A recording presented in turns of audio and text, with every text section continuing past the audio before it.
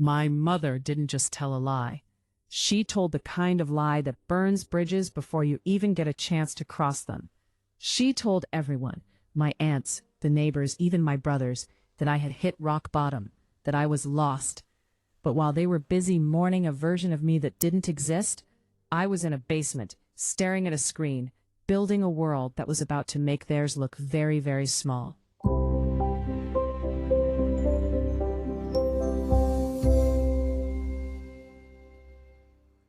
Silence is a luxury I couldn't afford growing up. In our house, news traveled faster than light, and usually it was wrapped in a layer of judgment. My name is Lily Rose, and for 24 years, I was the quiet one, the one who stayed in her room, the one who didn't pursue the medical degree my mother flaunted like a trophy. It started on a Tuesday.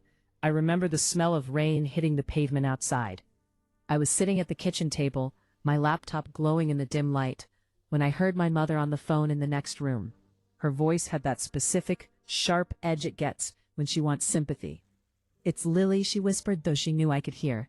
She's in a bad way. I think it's a facility. She's lost her mind, honestly. We're just trying to keep the family name intact at this point." I froze. My fingers hovered over the keys. I wasn't in a facility. I wasn't lost. I was 6 months into developing a decentralized freelance platform that had just cleared its first round of seed funding. I was technically a CEO, but in her eyes, if I wasn't wearing a white coat in a hospital, I was a failure. Instead of crashing into the room and screaming, I did something different. I went back to my room and locked the door. I realized then that if they thought I was gone, they'd stop looking. They'd stop asking, and that was the fuel I needed.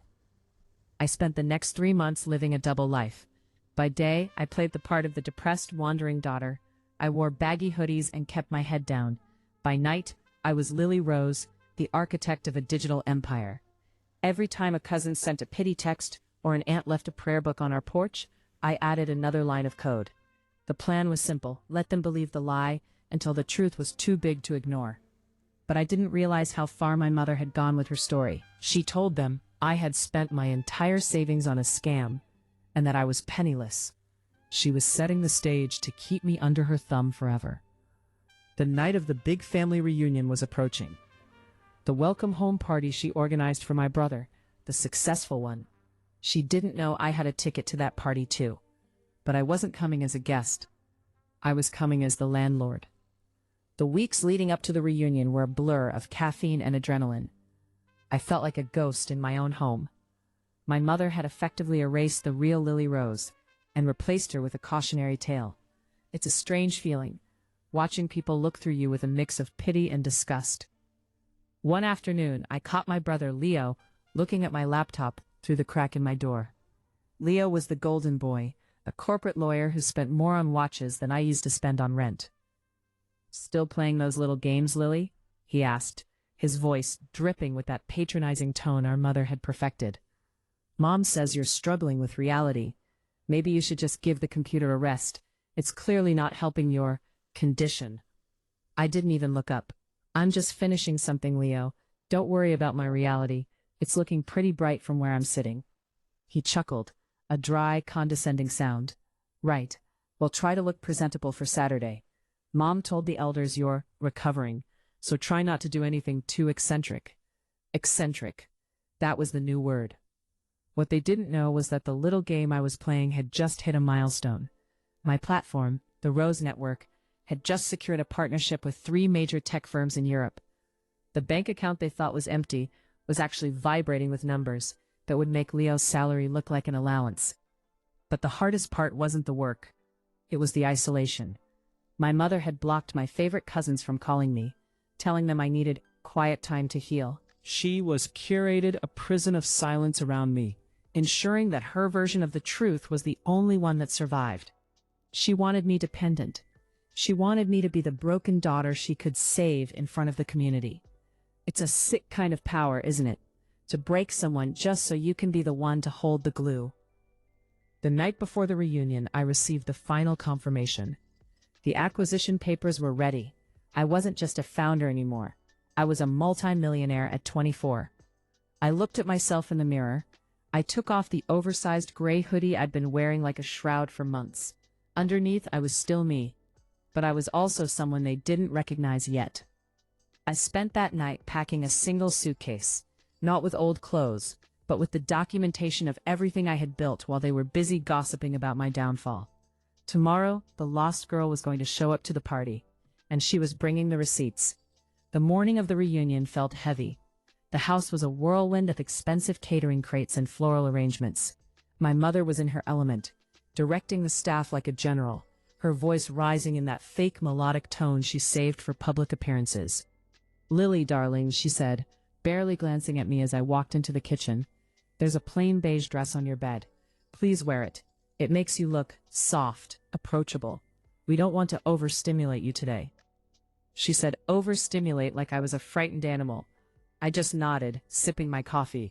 I didn't tell her that the beige dress was already in the trash. By 6 p.m., the backyard was glowing with fairy lights. The elite of our social circle were there. The doctors, the judges, the people my mother spent her whole life trying to impress. I watched from my balcony as they huddled in small groups. Every time my name was mentioned, I saw the same pattern: a tilt of the head, a hand over the heart, and a whispered, "Such a shame," and she was so bright. I waited until the party was at its peak. Leo was center stage, bragging about a merger he had worked on, while my mother stood beside him, beaming like she had personally won the case. "And where is our Lily?" someone asked loudly. My mother sighed, a practiced, tragic sound. "She's here, somewhere. She's having a difficult day.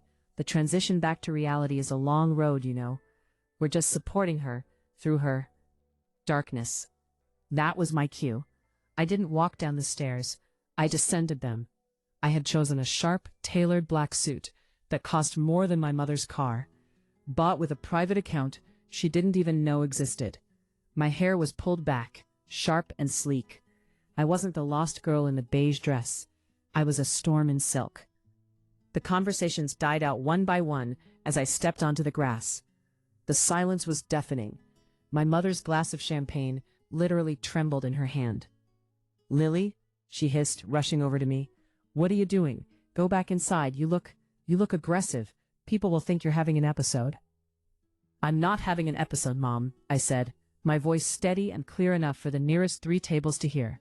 "I'm having a press release." I walked straight to the podium, where Leo had been speaking.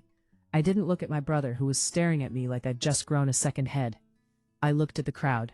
"I know what you've been told," I began, the microphone humming to life.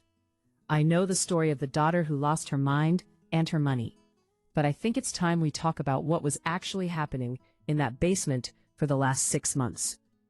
I saw my mother's face turn a ghostly shade of white. She realized, for the first time, that the lost girl had never been lost. She had just been waiting for the right moment to be found. The silence in the garden was different now. It wasn't the silence of pity. It was the silence of intense, uncomfortable curiosity. I could see the neighbors leaning in, their eyes darting between me and my mother, who looked like she wanted the ground to swallow her whole. "For months," I continued, my voice echoing over the high-end speakers, "I've heard the rumors. I've heard about my instability and my financial ruin. And for a while I let those stories breathe, because when people think you have nothing, they stop trying to take things from you." I pulled a small, sleek remote from my pocket and clicked it. A hidden projector, one I'd paid the caterers to set up earlier under the guise of a family slideshow, flashed onto the large white screen behind me. It wasn't photos of my childhood. It was the live homepage of the Rose Network. Then a screenshot of the morning's financial headlines. Silicon Valley's newest disruptor. Lily Rose secures $15 million Series A funding. A collective gasp rippled through the crowd. I heard a plate drop somewhere near the buffet. Leo's jaw was literally hanging open. He looked at the screen, then at his watch, then back at me, his legal mind trying to calculate how he had missed this. "I wasn't in a facility, Mom," I said, turning to look her directly in the eyes. "I was in my room working 18 hours a day because the world you wanted from me was too small. You told this family I was ashamed to keep me quiet. You wanted me to be broken so I wouldn't outshine the image you built for Leo." My mother finally found her voice, though it was thin and shaking. Lily, this is private. You're clearly overwhelmed. We can talk about your little project inside. It's not a project anymore, I replied, clicking to the next slide. It was a digital copy of a deed. And as of 4 o'clock this afternoon, the Rose Network officially acquired the mortgage on this very property. You see, when you told everyone I had spent my savings, you were half right. I spent them on buying the ground you're standing on. The crowd went into a frenzy of whispers. My mother stumbled back, reaching for a chair. The woman who loved to control every narrative had just lost the lead role in her own life. I looked out at my aunts and uncles, the people who had looked down their noses at me for years. I'm not recovering from anything, I told them, except maybe the expectation that I had to be what you wanted. The lost girl is gone, but the CEO, she's just getting started. I stepped down from the podium. I had one more thing to do before the night was over, and it didn't involve staying for dessert.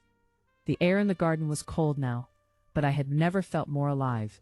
I walked past my mother, who was sitting slumped in her chair, the perfect hostess mask shattered into 1,000 pieces.